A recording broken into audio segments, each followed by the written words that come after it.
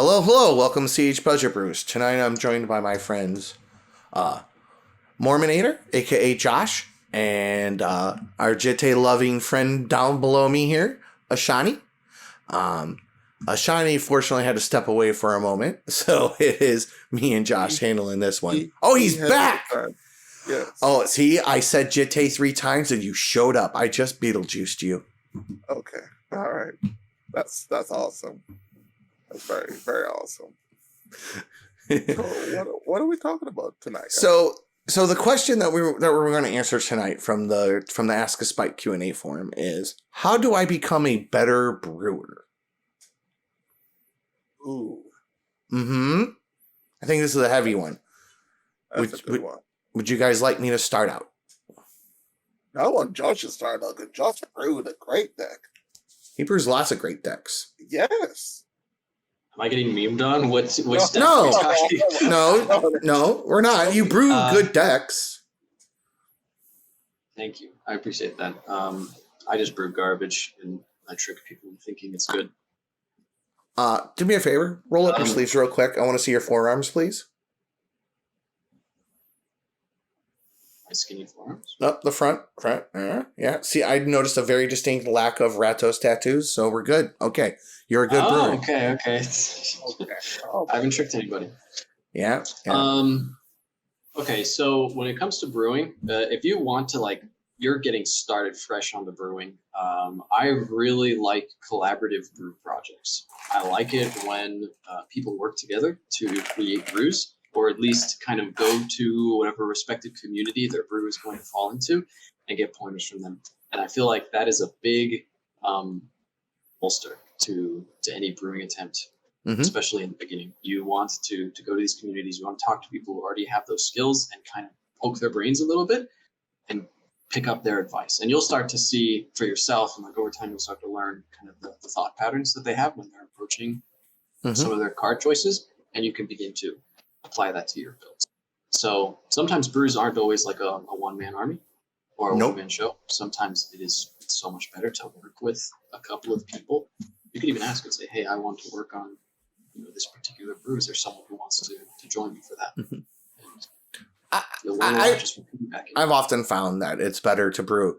I wouldn't necessarily go barging into like a duck specific Discord or a WinCon specific Discord and be like, I want to brew. You'll probably get drowned out very quickly, especially if you're the new guy. Even if you are the established guy, you can tend to get drowned out. But if you have a group of like a small group, maybe like 2 or 3, even 4, I usually prefer to keep it to like 2 or 3.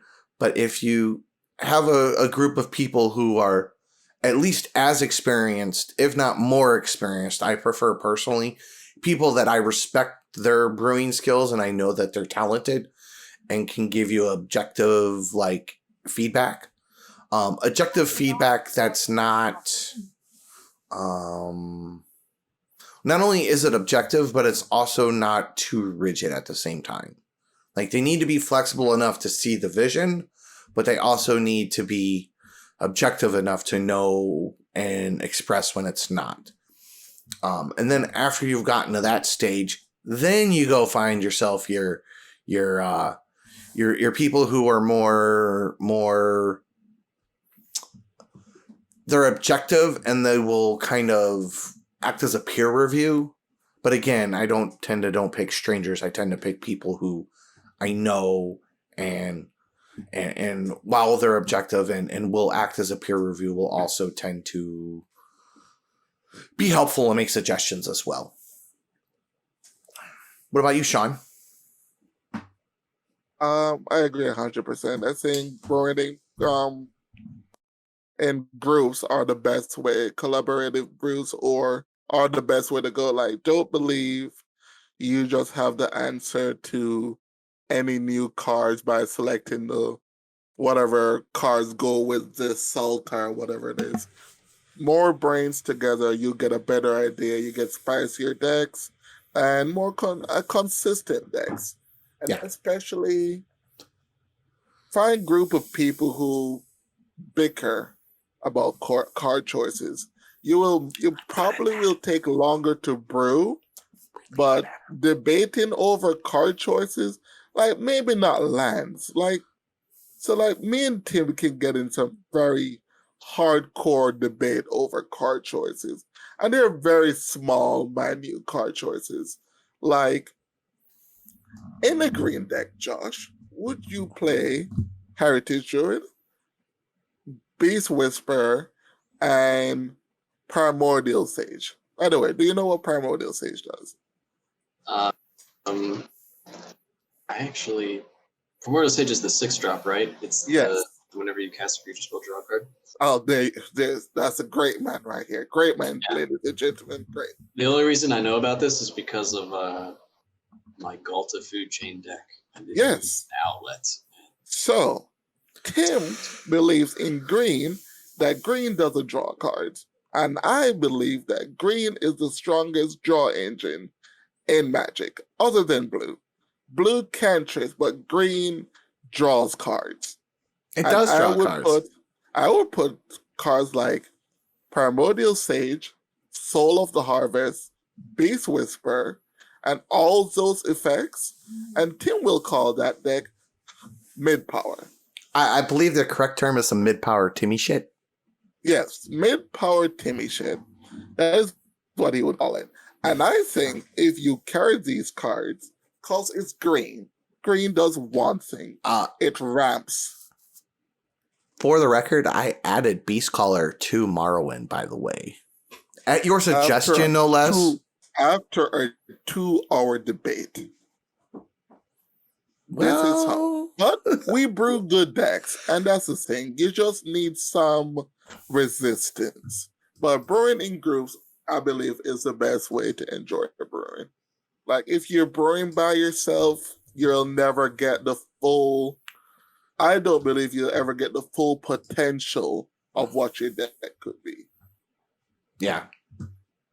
Another quick thing to add on to this.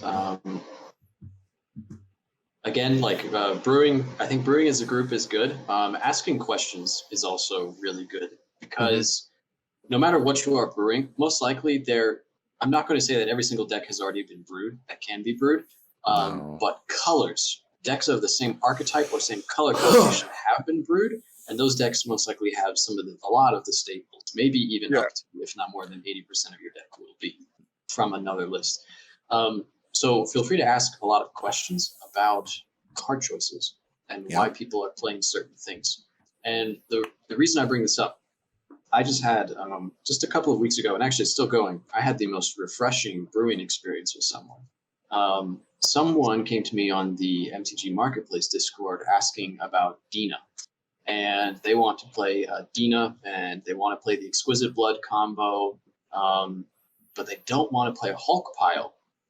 And, they presented to me their argument. They don't like the Hulk pile. They don't like the card slots that have been dedicated to it. And, and I said, okay, that's fine. I mean, as long as they give you like compete with Verals. I mean, and as long as they give you like a logical reason, they're not just like, I don't like it, then I can at least give it some, like, I can lean into it a little bit. Yeah, they gave some logical reasons, but they said that they were tired of going around because they had tried to bring the deck to other people before, and people would just tell them, play Hulk piles. If you're not playing Hulk piles, you're bad. And they wouldn't really be willing to tango with him in a conversation regarding it. So he said, I'm willing to work with you on this list. You can help me out and give me card suggestions, but I want you to go into great detail as to why you are suggesting each card or suggesting each card to be taken out. And I sat there and I was like, whoa, this is such a foreign feeling. Somebody actually wants to know, like, in great detail why I'm going to tell them to take out things. And so it was a really cool experience for me to say, take out this card and here is why, and not just, copy pasting a list, like put these. Right. So I like that about brewers. And maybe not everyone has the patience for that, and people will just trust other opinions and say, hey, I trust you, tell me everything to cut, and then it's gone. I won't even move on, yeah. But if you're just starting out in brewing, don't have that skill set, ask questions. Something explanation. Yeah, that's good. Something I'd like to add into that. One of the things that when you're brewing a list,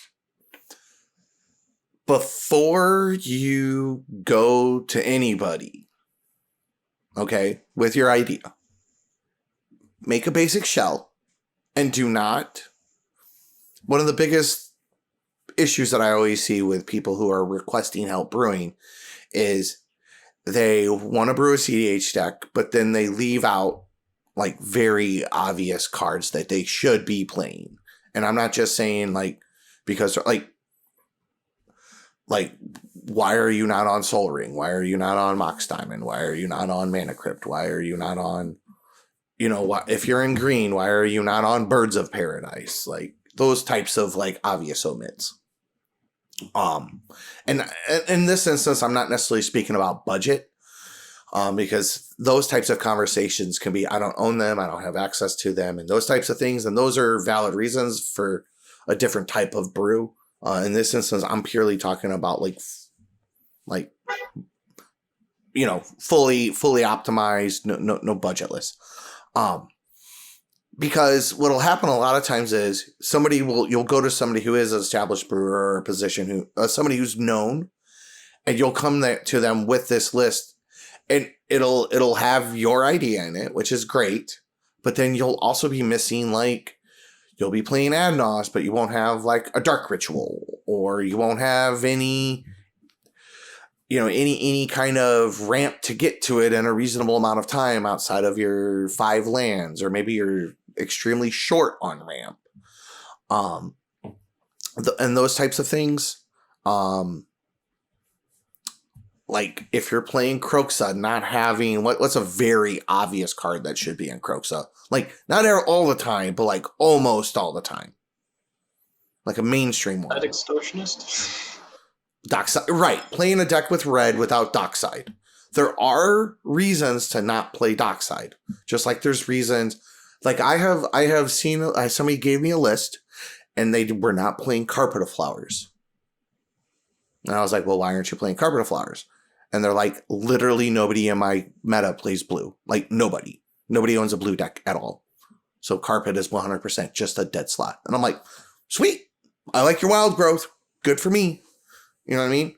So like, I mean, if you're playing in a meta where everybody's on dorks and nobody's actually playing rocks, like there could be an argument for slotting that out. As absurd as it sounds like at first thought. But that's kind of the thing. Like if you don't have those types of cards in there, you need to have a reason why, and you need to be able to essentially rapid fire explain this is not in here because of that. Anything else to add to this, or No, I think I believe we covered it pretty thoroughly. Okay. I think it's a good start for anybody who's Yeah. to get into brewing. All right. Well, thanks again, guys, and everybody have a good night.